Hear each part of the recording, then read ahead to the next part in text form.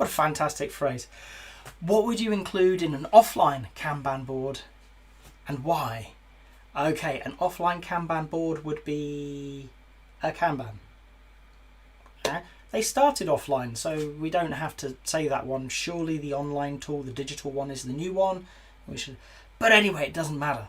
The difference is bits and bytes or sticky tape and post-its. What would I include in a Kanban?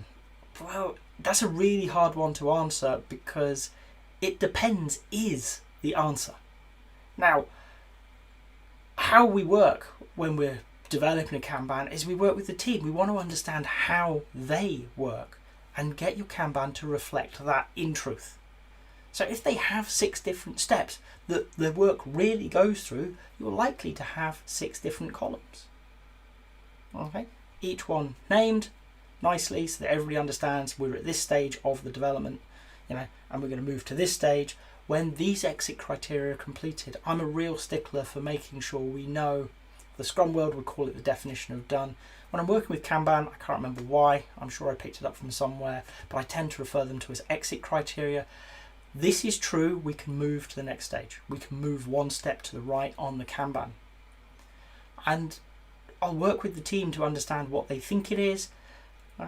And that can be very quick, rough and ready at the start, and over time it will evolve to be a truer reflection of how they work. For example, I worked with one software team, and some of you may not like it. To be honest, I don't care. It was well over a decade ago, and it worked. And that would be the hallmark of what we're looking for here. It worked for us. We had a list of stuff called a backlog. And we kept about 10 items in that list at any one time. They could chop and change as wanted. Really synonymous with the product backlog in the Scrum world. The next column was next. This was the 4 things that the product owner wanted us to take on next, that the customer thought was likely to be the most important. And she was allowed to move things in there and take things out as she decided, as long as it met the exit criteria from the backlog into the next column, which was pretty loose, i.e. we'd had a chat about it and not much more, because as a team we knew that to move from there to the next one, which was starting sort of the planning of it, was going to involve that customer. We were going to be having a chat, we were going to be thinking about what the problem was and really understanding it. Okay? And once we'd got a good grip of working with the customer, it's not that we said goodbye to them forever, but it's that they could fade into the background and do other parts of their role while we started designing out. So we were really sitting down and designing the software, thinking about it properly. We understood the problem, or we understood the problem well enough. So we would be looking at designing the software. What is it that we needed to do? As part of that, we started developing early stage tests. What would this look like? How would we know that we're done? Things like that, before rolling into more of the development side of things. And we had several stages in development because none of this is straightforward. Okay, with buffers and things like that, because when we finished stuff but it wasn't ready to be picked up by the next people and what have you, we had code reviews, and I'm sure you're all shouting at me for not doing pair programming, but we did, but we had to do a code review because the organisation required it. Hey ho. And out the other end, once we as a team had, to the best of our knowledge, solved the problem, and when I say to the best of our knowledge, the customer was in there, we would move it to a stage that was for true user acceptance. So it was moved onto a platform. It had to move outside of our remit because it was controlled by another team. So we arranged upload of the new work onto that platform so that the UAT team could work with real customers to test that it solved the problems that they'd initially talked about to the customer, the product owner that we talked to. Because we only talked to 1 or 2 of them, but there were often maybe a dozen, maybe 100, depended on the part of the system we were working with. And they got to play around with it before it moved into another stage, which was called burn. Okay? Burn was a very simple stage. We had to turn the software on. It had to run without failure for a month before it could go into production. That was part of the regulatory requirements for the product that we were working on. So there was no getting around it. The Customers were happy, they thought it was in a good state. It went into this cycle. 4 weeks later, if nothing had gone wrong, it would be released to production.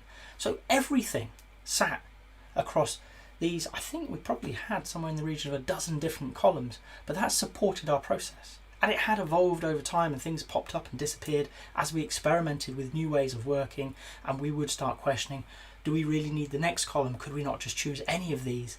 And what we actually found when we experimented with that was, yes, we did need it, because it helped focus everybody on what was coming up. We were also thinking about, we were thinking about the stuff in the backlog, but the next was definitely, and the reason that it became so obvious we needed it was our product owner took a holiday, and we knew what those 4 things were, and we'd had a chat about them. We hadn't really talked about anything else coming up beyond the basic outlining of it to understand if there was any serious issues with the product, how it could need to change. They decided to take 2 weeks off because, why not? It seems fair.